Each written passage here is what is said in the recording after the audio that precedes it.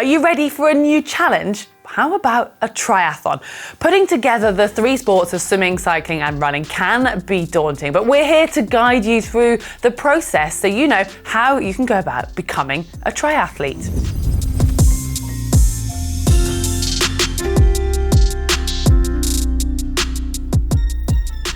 You might have been building up your swimming, cycling and running over the recent months, or maybe you've had two sports all along and you found a new love for the third. Whatever the reason, now the new year is a perfect time for a goal, and let's make that a triathlon.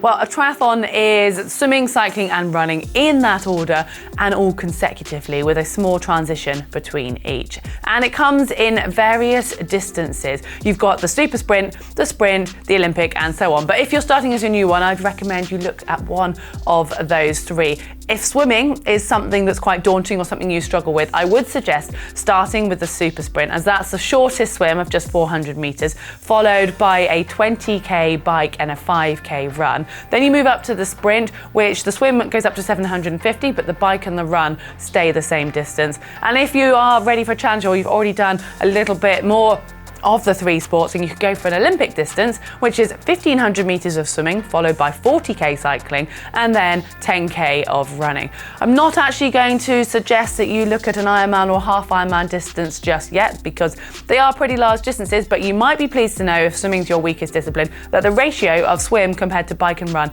actually decreases. Working out the race distance is the easier part. It's actually finding the triathlon and the event that you want to enter is a little bit harder. There's two main factors that it's a good idea to consider. The first being the location. If you find something that's closer to home, it's probably going to be cheaper because you won't spend so much time and money traveling there. You won't need accommodation. Plus, you might even be able to convince some of your friends and family to come along and work as your support team. And then there's the factor of the type of triathlon. And in the earlier months or the colder months in the spring, you'll find there's quite a lot of options for pool-based triathlons.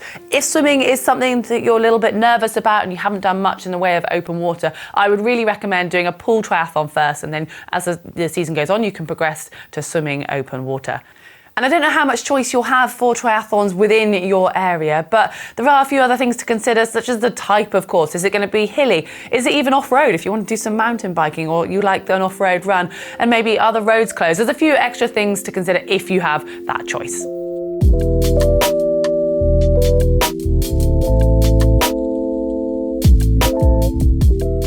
It's human nature to be worried ahead of us doing something new if we're going to be good enough. Part of that is pride, and the other part is unfounded fear. You do, of course, need to be able to cover or complete the distance, or at least the distance, of each of the individual disciplines. And then there's the issue or the challenge of actually putting them all together. Well, due to logistics, you're not likely to be doing a full triathlon beforehand. That's what the race day is for. And you're unlikely to be able to do much practice of going from swimming through to cycling. However, the cycling to run part is something that we would seriously recommend you practice a few times ahead of your first event. If you can do any of your sessions in a group or with a club, then it will get you used to swimming with others, and you'll learn several tips without even needing to ask. And once you've got the adequate fitness and endurance, it's then about gaining knowledge and confidence, and a lot of that is simply going to come from doing the events.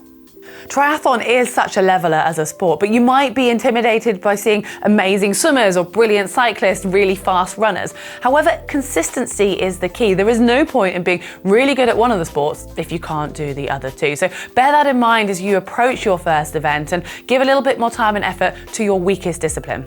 And this leads me on to the training. Now, the pros will train from anything upwards of 20 hours plus, but if we tried to do that, well, we'd have no life and probably no friends left, and we don't actually need to train that much. You do, of course, need to be fit enough across all of the three so that you can reach your goals. And that brings me to the goal. What do you actually want to get out of doing your first try? Hopefully, it's to complete it, and if it's not already, I'm hoping you've also put the enjoyment factor in there. So obviously, the fitter you are, the more likely you are to be able to enjoy the event. So as a really basic outline, I'd recommend training doing every sport twice. So doing 2 swims a week, 2 cycles a week, and 2 runs a week. And if you do have the capacity for a little bit more, then add on another session or a slightly longer bit on your weaker discipline.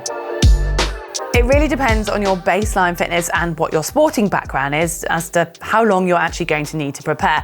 If you already have the swim skills and you do some running and cycling, then 6 to 8 weeks should be fine, again, depending on your goals and expectations. Ideally though, 10 to 12 weeks will allow you to fine-tune your training and get in some race simulation practice. The more prepared you are, the more time you'll have to enjoy the event. So practice some brick sessions as you get closer, and that is cycling straight to running, imagining you're in a real race. The three sports are obviously very different and require a frustrating amount of equipment. But hang in there though, that doesn't mean you need to run out and buy it all right now. A lot of it can be borrowed. That said, there is one piece that is worth an investment. If you think about it, you're going from swimming to cycling, cycling to running, and ideally you don't want to be stopping to get change in between, and you want to be comfortable. And this is where I introduce the tri-suit. Yes, it might be slightly scary to clad yourself in a lycra onesie, but you'll be converted after trying a tri. That's if I haven't converted you now. Basically, it's one less thing to worry about. It'll stay in pace, and it ticks the box for all three disciplines. If you're not yet convinced, then a two-piece is an option, and beyond that, you can change from discipline to discipline, but it's going to take you longer than expected, especially when you're wet and adrenaline is pumping around your body. And you can, of course, borrow a tri-suit, although it's probably worth the investment because I reckon you will be back for more.